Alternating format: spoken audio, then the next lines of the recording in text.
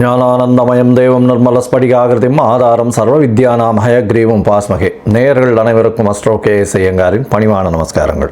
குரு வக்ர நிவர்த்தி, அதாவது குரோதி வருஷம் தை மாதம் 29ஆம் தேதி 11/2/2025 செவ்வாய்க்கிழமை, சித்த யோகம், பூச நட்சத்திரம், சனியினுடைய நட்சத்திரம், கடகராசி வேற, குரு உச்சம் பெறக்கூடிய நட்சத்திரம் வேறு. நல்ல ஒரு நட்சத்திரத்தில் அந்த அன்னைக்கு குரு வக்ர நிவர்த்தி அடைகிறது பெரிய விசேஷம். வக்ர நிவர்த்தி எவ்வளோ நாளைக்கு இருக்குது அப்படின்னா 11/2/2025 11/5/2025 வரலும் ரிஷபத்திலேயே குரு வக்ர நிவர்த்தி பெற்று நல்லபடியாக இருக்கு. வக்ரம்ன்றதை பற்றி ஏற்கனவே சொல்லியிருக்கோம். அதாவது வலு இழந்து போகுதல், இல்லைன்னா பின்னுக்கு செல்லக்கூடிய மாதிரி தெரியுது ஒரு மாயை. ஏன்னா வேகமாக போகக்கூடிய கிரகங்கள் பக்கத்தில் இருக்கக்கூடிய அதே வேகத்தில் போகக்கூடியது பின்னுக்கு செல்லக்கூடியது மாதிரி ஒரு மாயை தோற்றம் இருக்கும். இதன் மூலியமாக குருவினுடைய பலன்கள் அந்த அளவு ஏற்றத்தை கொடுத்துருக்காது. இப்போ பார்த்தலையானால் குருவினுடைய பலன்கள் மிகப்பெரிய ஏற்றத்தோடு வீரியத்தோடு செயல்படக்கூடிய காலகட்டமாக அமைய போகிறது. சரி, இப்போ 11/2/2025 குரு வக்ர நிவர்த்தி அடைகிறார். இதன் மூலியமாக பார்த்தலையானால் குரு அப்படின்னு சொன்னோம்னாலே குரு பார்க்கக்கூடிய நன்மை. குரு அப்படின்னு சொன்னோம்னாலே முழு சுவர் அப்படின்னு ஜோதிட சாஸ்திரத்தில் சொல்லக்கூடியவர் தேவகுருவான குரு அப்படின்னு சொல்லக்கூடியவர் வியாழன் கிரகத்தை தான் சொல்கிறார். இவர் இருந்த இடத்தையும் சுபப்படுத்துவார், பார்க்கக்கூடிய இடத்தையும் சுபப்படுத்துவார். இதுதான் இவருடைய பெரிய விசேஷமே. பகை என்பது எதுவுமே கிடையாது.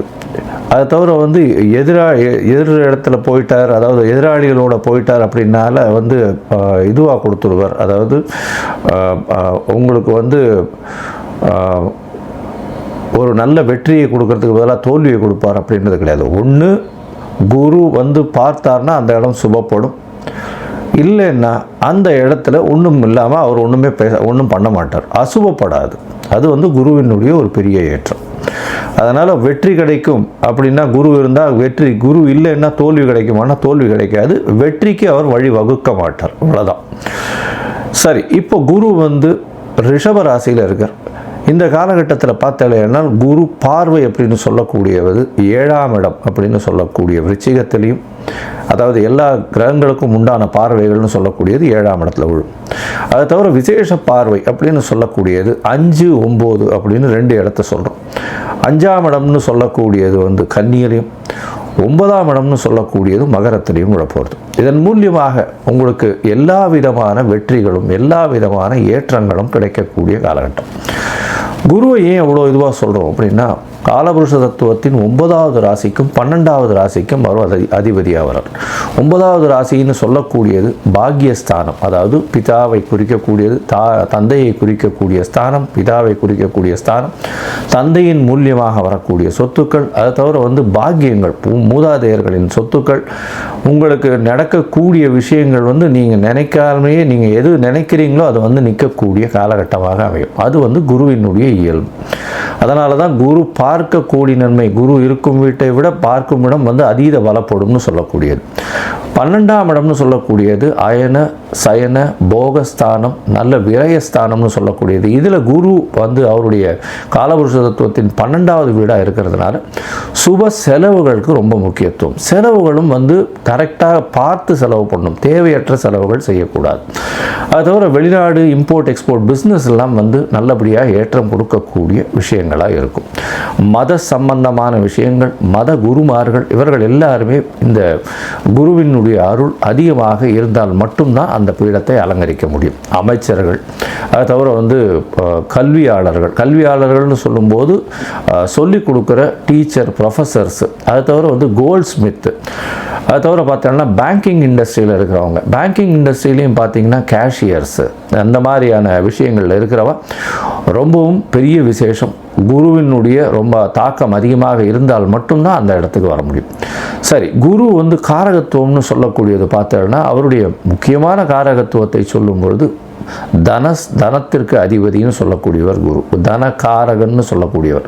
அது தவிர குழந்தைக்கு புத்திர காரகன்னு சொல்லக்கூடியவர். அதனால் பார்த்தேனால் குரு அந்த புத்திர காரக ஸ்தானத்தையோ புத்திர காரகனையோ பார்த்தாரே ஆனால், அதாவது புத்திரஸ்தானத்தின் அதிபதியோ பார்த்தாரே ஆனால் அந்த ஜாதகத்திற்கு குழந்தை பிறக்கக்கூடிய வாய்ப்பு இருக்கும். எவ்வளவோ பேருக்கு குழந்தை இல்லாமல் அவள் ரொம்ப கஷ்டப்பட்டு இருக்கா. அவளுக்கு குரு பார்வை ஒரு பெரிய மாற்றத்தை ஏற்படுத்தும். இதன் மூலியமாக அவர்களுக்கு இவ்வளவு நாள் திருமணமாகி குழந்தை பிராப்தி இல்லாதவர்களுக்கும் இப்பொழுது குழந்தை பிராப்தி ஏற்படக்கூடிய பாக்கியங்கள் நிச்சயமாக கிடைக்கும். சரி, இப்போது குரு பார்த்தீர்களேயானால் குரு பார்வை அப்படின்னு சொல்லக்கூடியது 5, 7, 9 அதையும் சொல்லிட்டோம். குருவினுடைய பரிகாரங்கள் அப்படின்னு சொல்லக்கூடியது, குருவுக்கு எளிய பரிகாரங்கள் அப்படின்னு சொல்லக்கூடியது பொதுவாகவே குரு அப்படின்னு சொல்லும்பொழுது அவருக்கு ஒரு காயத்ரி மந்திரத்தை சொல்கிறோம். குருவினுடைய காயத்ரி மந்திரம் அப்படின்னு சொல்லக்கூடியது குரு பிரம்மா குரு விஷ்ணு குரு தேவோ மகேஸ்வரா குரு சாக்ஷாத் பரபிரம்மா தஸ்மை ஸ்ரீ குரவே நமஹ அப்படின்ற இந்த குரு காயத்ரி மந்திரமும், இது இல்லைன்னா ஓம் ரிஷபத்வஜாய வித்மஹே கிருணிஹஸ்தாய தீமஹி தன்னோ குரு பிரச்சோதயாத்து அப்படின்ற குரு காயத்ரி மந்திரத்தையும், அதை தவிர பார்த்தேனால்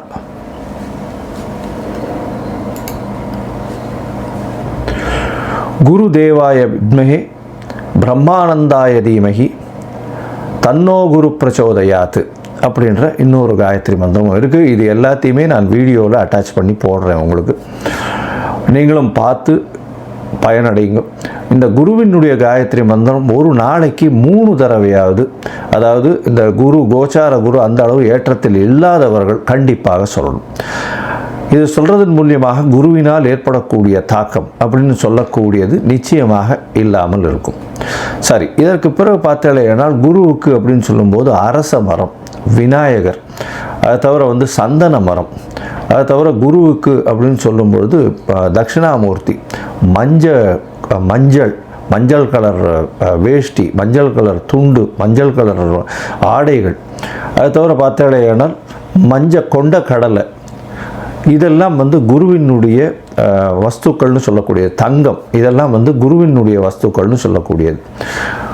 இது குருவை பற்றி சொல்லும்போது சொல்லிட்டே இருக்கலாம். குரு அப்படின்னு சொன்னோமே ஆனால் குருவினுடைய எளிய பரிகாரங்கள் சொல்லக்கூடியது வியாழக்கிழமையில் மூக்குக்கடலை சுண்டல் அருகில் இருக்கக்கூடிய தட்சிணாமூர்த்தி கோவில்லையோ சிவன் கோவில்லையோ இல்லை விஷ்ணு கோவில்லையோ உங்களால் முடிஞ்சது சனிக்கிழமை அன்றைக்கி ஆஞ்சநேயருக்கோ கொண்டு போய் பண்ணிட்டு வர்றதன் மூலியமாக உங்களுக்கு குருவினால் ஏற்படக்கூடிய தாக்கங்கள், அதாவது பிரச்சனைகள் நிச்சயமாக குறையும். பிரச்சனைகள் என்ன வரும் அப்படின்னா, குருவின் மூலியமாக வரக்கூடிய பிரச்சனைன்னு பார்த்தீங்கன்னா பண முடை வரும். எப்படி வரும்னா, தன காரகன்றதுனால உங்களுக்கு வர வேண்டிய பணம் அந்த காலகட்டத்தில் வராது. அதனால் பண முடை வரக்கூடிய வாய்ப்புகள் அதிகம். அது தவிர புத்திர பாக்கியம் ஏற்படுவது கொஞ்சம் தள்ளி போகக்கூடிய காலகட்டமாக இருக்கும். ஏன்னா இது ரெண்டுத்திலையுமே மிகுந்த இது காரகத்துவம் பெற்று இருக்கிறதுனால பொதுவாகவே கோச்சாரத்தின் மூலியமாக சிறு தடங்கள் வரக்கூடிய காலகட்டம். யார் யாருக்கு குரு சரியாக இல்லையோ அவர்களுக்கு இந்த எளிய பரிகாரங்கள் சொல்கிறேன். இதை தவிர ஒரு ராசிக்கும் நம்ம பேசும்பொழுது அந்த ராசியில் என்ன ஏற்றம் இருக்குது அப்படின்றத பார்த்துட்டு அந்த ராசிக்கு எந்த கோவிலுக்கு போனால் நல்லபடியாக இருக்கும் அப்படின்றதையும் சொல்கிறேன். இப்போது மேஷம் முதல் மீனம் வரை குரு வக்ர நிவர்த்தி என்ன பலன்களை கொடுக்கும் அப்படின்றத பார்ப்போம். அதற்கு முன்னாடி என்னுடைய மொபைல் நம்பர் ஸ்க்ராலிங்கில் போயின்னு இருக்கும். உங்களுக்கு அஸ்ட்ராலாஜிக்கல் கன்சல்ட் தேவைப்பட்டது ஆனால் எனக்கு ஃபோன் பண்ணுங்க. உங்களுடைய date, time, place of birth, உங்களுடைய பெயர், உங்களுடைய தாய் தகப்பனார் பெயர் இதுவரையிலும் எனக்கு அனுப்புங்க. நான் என்னுடைய கட்டணம் என்ன அப்படின்றத போடுறேன். அதுக்கப்புறம் உங்களுடைய ஜாதகத்தை போட்டு ஜாதகத்தில் சந்தி இருக்கான்னு பார்த்துட்டு, அந்த சந்தி இருந்ததே ஆனால் நட்சத்திர சந்தி, நட்சத்திர பாத சந்தி, லக்ன சந்தி, லக்ன பாத சந்தி இதெல்லாம் பார்த்துட்டு உங்களுடைய ஜாதகத்தை போட்டுட்டு அதற்கப்புறம் உங்களுடைய தசாபுக்தி அந்தரம் சூக்ஷ்மம் இதன் மூலியமாக இன்றைய கோச்சாரத்தின் விளைவாகவும் என்னென்ன பலன்கள் இருக்குன்றதை பார்ப்போம். ஏன்னா தசா சந்திகள்லாம் ஏன் வருது அப்படின்னா, அதாவது நட்சத்திர சந்தி இதெல்லாம் ஏன் வருது அப்படின்னா, எனக்கு 40 வயசு 50 வயசு ஆட்கள்லாம் ஃபோன் பண்ணும்பொழுது அவள்லாம் மிருகசீரிஷ நட்சத்திரம் நினச்சிட்டு ரிஷபராசின்னு சொல்லிட்டு இருப்பாள். ஆனால் மிதுன ராசியில் இருப்பாள். விசாக நட்சத்திரம்னு சொல்லிட்டு இருப்பாள். துலாத்தில் இருப்பாள். அதனால் ஆனாலும் இது விருச்சிகத்தில் இருப்பாள். இந்த மாதிரியான உடைந்த நட்சத்திரங்கள், காலரை முக்கால் அப்படின்னு உடைந்த நட்சத்திரங்கள் இருக்கக்கூடியதும் ஒரே ராசியில் பார்த்தேனால் ஒரு பாதத்திலிருந்து அடுத்த பாதங்கள் மாற்றங்கள் இருந்ததுனாலும் உங்களுடைய தசாபுக்தியினுடைய அதாவது வெளிப்பாடுகள் நிச்சயமாக மாறும், அதனுடைய விளைவுகள் நிச்சயமாக மாறும். அதனால் அதை முதல்ல பார்த்து போட்டுட்டு அதுக்கப்புறம் உங்களோட அப்பாயின்மெண்ட்டை கொடுத்து பேசுகிறேன். சரி, இப்போ மேஷம் முதல் மீனம் வரை குரு வக்ர நிவர்த்தி 11/2/2025 முதல் 11/5/2025 வரை உண்டான பலன்கள். ரிஷபம், கிருத்திகை, ரோகிணி, மிருகசீரிஷம் இந்த 3 நட்சத்திரம் 9 பாதங்களை கொண்ட ராசி. ராசியின் அதிபதினு சொல்லக்கூடியவர் சுக்கிரன். ராசிக்கு 11ஆம் இடத்துல உச்சம் பெற்று போயிருக்கிறது ரொம்பவும் விசேஷம். இந்த குரு வக்ர நிவர்த்தியில் பார்த்தேனால் ராசியில் குரு வக்ர நிவர்த்தி அடைகிறார். பொதுவாகவே ரிஷப துலா ராசிகளுக்கு குரு அந்த அளவுக்கு ஏற்றத்தை கொடுக்கறதில்லை. இருந்தாலும் இப்போ பார்த்தேன்னா வக்கரகதியில் அதாவது வக்கர நிவர்த்தியாகி பரிவர்த்தனை யோகம் பெற்று இருக்கிறது பெரிய விசேஷத்தை கொடுக்கக்கூடிய காலகட்டம். அதாவது பரிவர்த்தனை யோகத்தில் பார்த்தேனால் குருவும் சுக்கிரனும் அவரவர்கள் ராசியில் ஆட்சி பெற்றதற்கு சமம். இப்போ பார்த்தேன்னா குரு ரிஷபத்திலையும் சுக்கிரன் மீனத்திலையும் இருக்கிறதன் மூலியமாக பரிவர்த்தனை யோகம் அமைகிறது. இதன் மூலியமாக பார்த்தோம்னா உடல் நலத்தில் நல்ல ஒரு ஏற்றம் இருக்கக்கூடிய காலகட்டமாக அமையும். எடுத்த காரியங்கள் எடுத்த நேரத்தில் எடுத்த இடத்தில் முடிக்கக்கூடிய காலகட்டமாக அமைய போகிறது. அதுவும் பார்த்தேனால் இவ்வளவு நாளாக கலைத்துறையில் இருந்த ரிஷபராசிக்காரர்களுக்கு நல்ல பின்னடைவு இருந்திருக்கும். கிட்டத்தட்ட ஒரு 120 நாள் 4 மாதம் 5 மாதமாக புதுசாக ப்ராஜெக்ட் போடலான்னு பார்த்தா அதில் ப்ராஜெக்டில் பிரச்சனை ஆகிட்டே இருக்கும். இப்போ பார்த்தேன்னா பெரிய ஏற்றம் கிடைக்கக்கூடிய, மாற்றங்கள் வரக்கூடிய, அது தவிர பிரம்மாண்டமான ஏற்றங்கள் கிடைக்கக்கூடிய காலகட்டம். ஏன்னா ராகுவும் சுக்கிரனும் சேர்ந்து இருக்கிறதும், சுக்கிரன் உச்சம் பெற்று போயிருக்கிறதும், பரிவர்த்தனை யோகத்தில் ராகுவோட குரு சேர்றதும் பெரிய ஏற்றத்தை கொடுக்கும். தொழிலில் அபரிமிதமான லாபத்தை கிடைக்கக்கூடிய காலகட்டமாக அமைய போகிறது. இந்த மாதத்தில் இந்த வக்ர நிவர்த்தி பயிற்சியில் பார்த்தேனால் குருவினோடது குரு ராசியில் இருக்கிறதுனால உடல் நலத்தில் நல்ல ஏற்றம் இருக்கும், தீர்க்கமான சிந்தனை இருக்கும். பரிவர்த்தனை யோகம் வேறு பெற்றிருக்கார். அவரே 6ஆம் அதிபதியாகவும் இருக்கார். சுக்கிரனே 6ஆம் அதிபதியாக இருந்து உச்சம் பெற்று போகிறதுனால புதிய கடன் வழக்கு இது எல்லாமே பிரச்சனைகள் எல்லாமே தீரக்கூடிய வாய்ப்பும் உங்களுக்கு சாதகமாக வரக்கூடிய வாய்ப்பும் நிச்சயமாக உண்டு. உங்களுடைய ராசிக்கு 6ஆம் அதிபதி 11ஆம் இடத்துல உச்சம் பெற்று போயிருக்கிறதுனால கண்டிப்பாக உங்களுக்கும் மூத்த சகோதரர்களுக்கும் உண்டான பிரச்சனைகளில் நல்ல சுமூகமான தீர்வு கிடைக்கக்கூடிய வாய்ப்பு நிச்சயமாக உண்டு. உங்களுடைய ராசியில் குரு இருக்கிறது பெரிய ஏற்றத்தை கொடுக்கக்கூடிய காலகட்டம். இருந்தாலும் அவர் 8-11 அதிபதியாக இருக்கிறதுனால மறைந்த இடத்தில் வெளிநாடு போய் இல்லைன்னா வீட்டை விட்டு மறைந்திருந்து அங்கே இருக்கும் பொழுது தான் உங்களுக்கு அதீதமான பணம் வரக்கூடிய வாய்ப்புகள் நிச்சயமாக உண்டு.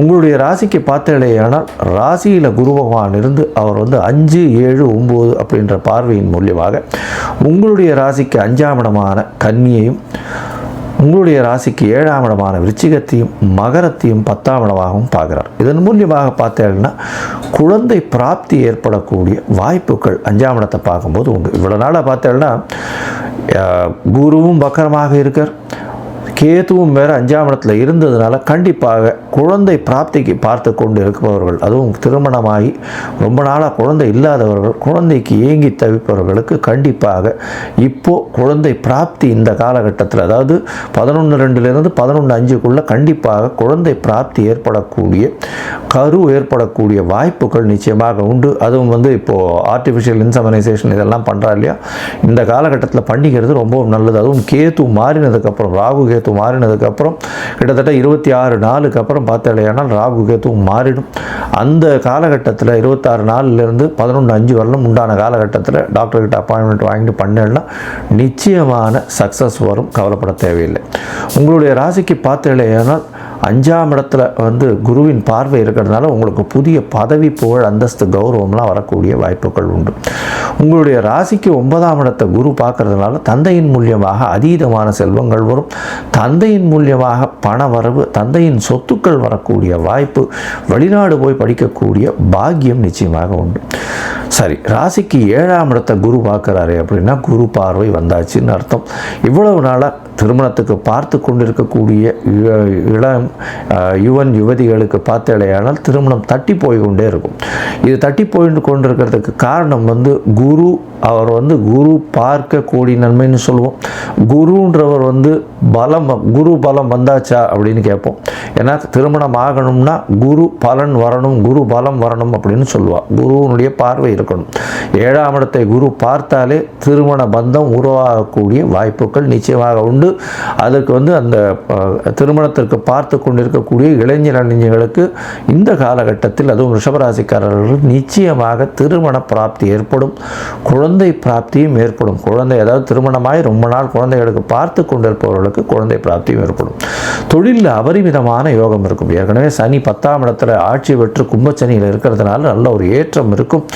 9, 10 அதிபதியே 10ஆம் இடத்துல இருக்கார். அது தவிர 11ஆம் அதிபதியும் பரிவர்த்தனை யோகத்தில் இருக்கிறதுனால சொந்த தொழில் பண்ணுறவர்களுக்கெல்லாம் அதீத லாபங்கள் உண்டு. அதுவும் இந்த சுக்கிரனுடைய, அதாவது ரிஷபத்தினுடைய தொழில்கள் பார்த்தீர்களேயானால் இந்த காலகட்டத்தில், அதாவது ரிஷபராசிக்காரர்களுக்கு பொதுவாகவே இந்த இது கலைத்துறையில் இருக்கிறவங்க, சின்ன திரை, பெரிய திரை, அதை தவிர பால் பதனிடும் தொழில்கள், அதை தவிர இந்த இது வெள்ளை ஆடைகள், இந்த மாதிரியான விஷயங்களில் இருக்கக்கூடியவர்கள், இது கலைத்துறையில் ஏற்றத்தில் இருக்கக்கூடியவர்களுக்கு பெரிய மாற்றங்கள் இருக்கக்கூடிய வாய்ப்புகள் நிச்சயமாக இருக்கும். அது தவிர அழகு சாதன பொருட்கள் செய்யக்கூடியவர்கள், அழகு சாதனை நிலையங்கள் வச்சிருக்கிறவங்களுக்கெல்லாம் பெரிய ஏற்றம் இருக்கும். அது தவிர இந்த கிளாஸ் வளையல், அந்த மாதிரியான இது விற்கிறவங்க, வளையல் போட்டு இந்த மாதிரியான விஷயங்கள் விற்கிறவங்களுக்கெல்லாம் பெரிய ஏற்றங்கள் கிடைக்கக்கூடிய காலகட்டமாக அமையும். இந்த மாதத்தில் பார்த்தாலேயான பொதுவாகவே இந்த ரிஷபராசிக்காரர்கள் இந்த குருவினுடைய விஷயங்கள், அதாவது குருவினுடைய வக்கர நிவர்த்தி பெரிய ஏற்றத்தை கொடுக்கிறது. இவா நிச்சயமாக அருகில் இருக்கக்கூடிய பார்சாரதி கோவில், திருவல்லிக்கேணி பார்சாரதி கோவிலுக்கு போயிட்டு வர்றது பெரிய ஏற்றத்தை கொடுக்கும். பார்சாரதி கோவில் ஏன் சொல்கிறோன்னா, கீதை உபதேசம் செய்ததனால் கண்ணபிரான் குருவாக சொல்லப்படுகிறார். அதனால் பார்த்தசாரதியை போய் சேவிச்சுட்டு வர்றதுனால இவர்களுக்கு நிச்சயமாக திருமண பாக்கியமும் குழந்தை பிராப்தியும் எல்லா விதமான சௌக்கியங்களும் ஏற்படும். மொத்தத்தில் பார்த்தாலேயானால் ரிஷபராசிக்காரர்களுக்கு எண்ணிய காரியம் நடக்கும், எடுத்த காரியங்களில் வெற்றி, குழந்தை பிராப்தி உண்டு, உடல் நலத்தில் நல்ல ஏற்றம் இருக்கக்கூடிய காலகட்டம், திருமண யோகம் உண்டு, வெளிநாட்டில் போய் படிக்கக்கூடிய பாக்கியம் நிச்சயமாக இருக்கும், படிக்கக்கூடிய மாணவர்களுக்கு பெரிய ஏற்றம், உங்களுக்கு புதிய பதவி, புகழ், அந்தஸ்து, கௌரவம் வரக்கூடிய காலகட்டம், தந்தையின் மூலியமாக அபரிமிதமான சொத்துக்கள் வரக்கூடிய வாய்ப்பு, தந்தையின் மூலியமாக உங்களுக்கு மிகப்பெரிய உதவி கிடைக்கக்கூடிய காலகட்டம். அதை தவிர பரிவர்த்தனை யோகம் பெற்றதினால் குருவும் சுக்கிரனும் லாபங்கள் மிகவும் அதிகமாக இருக்கும். மூத்த சகோதர சகோதரிகள் மூலியமாக நல்ல ஒரு ஏற்றம் இருக்கக்கூடிய காலகட்டமாக அமையும். உங்களுடைய ராசிக்கு எதிர்பாலினத்தவர் மூலியமாக எல்லா விதமான வெற்றிகளும் வரும். புதிய கடன் வாங்கி அதன் மூலியமாக தொழில் பெரிய ஏற்றம் கிடைக்கும். புதிய வேலை வாய்ப்பு அமையக்கூடிய வாய்ப்புகள் நிச்சயமாக உண்டு. மொத்தத்தில் இந்த குரு வக்ர நிவர்த்தி ஒரு பொன்னான மற்றும் 95 விழுக்காடு இருக்கக்கூடிய நிவர்த்தியாக இருக்கும் அப்படின்னு சொல்கிறோம்.